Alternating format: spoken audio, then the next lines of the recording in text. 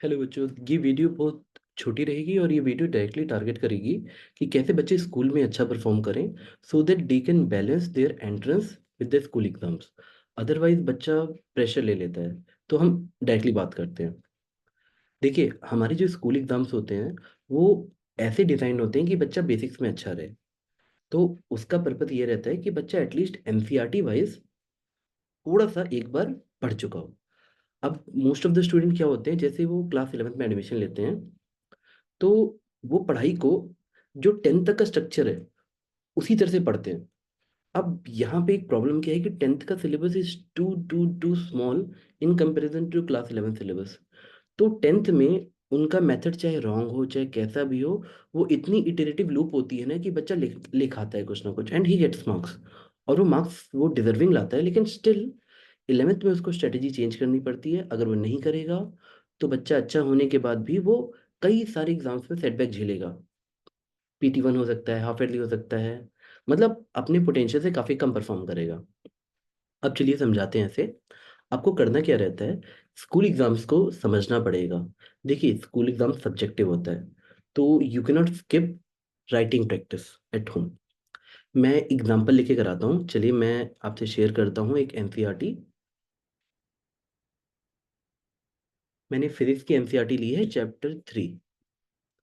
अब आपका मेन चीज़ क्या है, देखिए, अगर हम एक एनसीईआरटी के आउटलाइन को समझें तो एनसीईआरटी के आउटलाइन में थोड़ी सी थ्योरी होती है।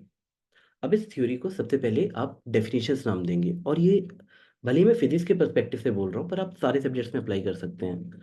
आपको एनसीईआरटी में से डेफिनेशन पार्ट समझना भी है और उसे लिखने की प्रैक्टिस भी करनी है। एज सिंपल एज अगर एवरेज स्पीड भी पूछी है तो आपके पास एक फंडामेंटल लाइन होनी चाहिए जो उसको समराइज कर सके डेफिनेशन फॉर्म में कि एग्जैक्टली उसका सेंस क्या है। उसके बाद जैसे, देखिए मैं आपको 3 ब्रॉड कैटेगरीज बताता हूँ एनसीईआरटी टैकल करने के लिए। फर्स्ट, आपको उसमें से थ्योरी में से डेफिनेशंस निकालनी होती है, सारी बेसिक्स वाली। ठीक है, वो जैसे ही वो आपकी डेफिनेशंस निकल आती हैं, आपका एक मेजर सेक्शन हो गया, आप चैप्टर समझ सकते हो। सेकंड, आपको इस तरह से पढ़ना होता है कि देखिए, जो न्यूमेरिकल वाला पार्ट है, न्यूमेरिकल्स वाला पार्ट है, और जो डेरिवेशंस वाला पार्ट है जिसमें आपको पेन चला के कुछ सॉल्व टाइप का करना पड़ेगा, उस पार्ट के लिए स्पेशली सबसे पहले आप किसी की हेल्प लीजिए। देखिए, आप बड़े हो रहे हो बेटा, आप 10th तक वैसा बिहेव नहीं कर सकते। मतलब 10th तक क्या होता है, people can do it for you also even in studies. 11th से ना थोड़ी सी आत्मनिर्भरता या सेल्फ रिलायंस बढ़ जाना चाहिए। तो क्लास 11th में आपने डेफिनेशन तो खुद से पढ़ी। घर की पढ़ाई की बात कर रहा हूँ, आपको कोचिंग्स में पढ़ाया जाएगा, स्कूल में भी पढ़ाया जाएगा, बट घर पे आपको डेफिनेशंस खुद से करनी है। और जो डेरिवेशंस और न्यूमेरिकल्स हैं फिजिक्स में स्पेशली, उसके लिए आपको टीचर्स की हेल्प लेनी चाहिए, दोस्तों की भी हेल्प लेनी चाहिए। Nothing wrong in that. First time में आपको थोड़ा बहुत हेल्प लगेगी लगेगी, कुछ फंडामेंटल लाइंस टीचर्स बताएंगे ही बताएंगे।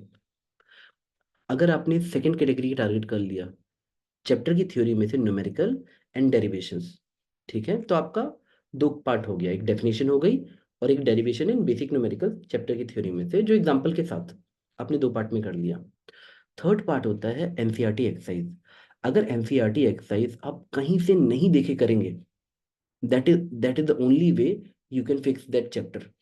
अभी हमारे पास इंटरनेट आने के बाद एक कमजोरी भी आ गई है कि हमारा ब्रेन वो एनालिटिकल थिंकिंग पे जाने से पहले ही उसका सोल्यूशन सीख कर लेता है। अब वो आदत सी बन जाती है।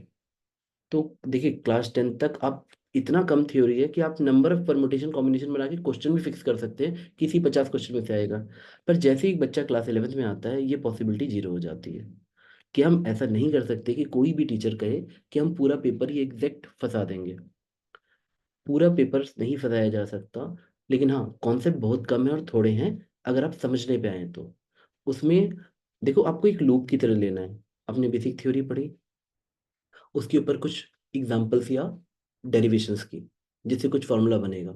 फिर आप एनसीईआरटी एक्सरसाइज अनसॉल्व बिना सोल्यूशन देखे लगाइए। इसमें आप अपने दोस्तों की और टीचर्स की हेल्प लीजिए कि यार ये तीसरा क्वेश्चन करना कैसे है। और जहाँ वो कन्वर्सेशन के स्टाइल में होता है ना, तो आप तक बात आती है। लेकिन जब कोई तुम वीडियो देखते हो या कहीं से सोल्यूशन देखते हो, तो you just want to get to the answer only. तो वो उसकी मेमोरी भी लास्टिंग नहीं बनती है। तो मैं आपको डिस्करेज करूंगा कि आप ऑनलाइन सोल्यूशंस देखें, उसको वीडियो सॉल्यूशंस फॉर्म में ले जाएं।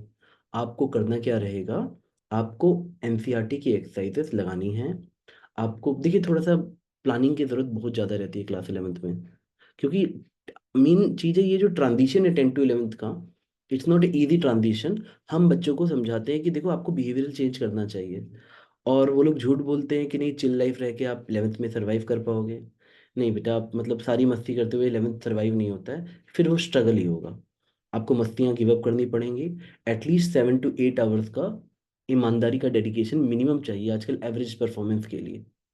और इतना लगता ही लगता है, अगर आप इसके साथ कॉम्प्रोमाइज़ करोगे तो फिर कोई टॉपर बाद में बोलेगा ऐसे ही कि मैं तो पढ़ता ही नहीं था। बट रियलिटी सब जानते हैं कितना पढ़ना पड़ता है। और देखिए, मैं आपको एक चीज़ बता रहा हूँ, हमें भी ये बात समझ आती है कि there is always smarter alternate solution. This line is very good. But बेटा, यहाँ ना पढ़ाई में ना हार्डवर्क के अलावा कोई ऑप्शन नहीं रहता। What best you can do, हाँ थोड़ी दिनों बाद चीज़ें सिंपल हो जाएंगी। आप थोड़ा सा एक बार पैटर्न पकड़े कि थोड़े 11th में एंटर करने का मतलब अनसॉल्व क्वेश्चन करना होता है, डेरिवेशन लिख लिख के करनी होती है, अगर आप 11th में एंटर हो रहे हो तो। और आप सेम चीज़ आप बायोलॉजी से लेके, आपकी केमिस्ट्री से लेके, मैथ से लेके सब में आपको लगानी पड़ेगी। मैथ्स है तो थ्योरम्स एंड डेफिनेशन पढ़नी पड़ेगी, एग्जाम्पल्स करना पड़ेगा, उसके बाद आपको एक्सरसाइज करनी पड़ेगी। तो 3 पार्ट्स में प्लीज तोड़िए, डेफिनेशन, डेरिवेशन एंड एग्जाम्पल्स या कुछ न्यूमेरिकल्स, प्लस तीसरा एनसीईआरटी एक्सरसाइज। इतना बेयर मिनिमम आपको स्ट्रेटजी बनानी ही पड़ेगी। अदरवाइज हाँ, आप इसमें प्लीज हेल्प लीजिए किसी से भी। और देखिए बेटा, आप लोग सब्जेक्ट वाइज भी टीचरों से बात कीजिए। आप टीचर के साथ बैठ के ये तक डिस्कस कर सकते हैं कि सर ये वर्क एनर्जी पावर चैप्टर है, इसमें कैसे कैसे पढ़ने हैं, इंपॉर्टेंट डेरिवेशन क्या है। और देखिए मैं बता रहा हूँ, अगर आप बात करेंगे तो ही प्रॉब्लम सॉल्व होती है। तो प्लीज़ किसी सीनियर से बात कीजिए, किसी अपने बैचमेट से बात कीजिए, टीचरों से बात कीजिए, और एक प्लान बनाइए और एनसीईआरटी को पुश कीजिए। And this push is specially because 11th में स्टार्टिंग एग्जाम में सारे स्कूल्स के बच्चे सफ़र करते हैं। हाँ, पर वही बच्चे हाफ ईयरली में अच्छा करते हैं। कैसे? पहला झटका लग चुका है, अब वो उससे टर्न अराउंड करते हैं। Have already hit the rock bottom. अब चलो ऊपर चलते हैं, इससे नीचे हम नहीं जा सकते। ठीक है, तो ऑल द बेस्ट। आप लोग हाफ ईयरली की तैयारी पे ध्यान दीजिए, and let us put our best effort in the next coming one 1.5 month. I guess half yearly सबका हो ही जाएगा, तो let's plan for it. All the best बच्चों।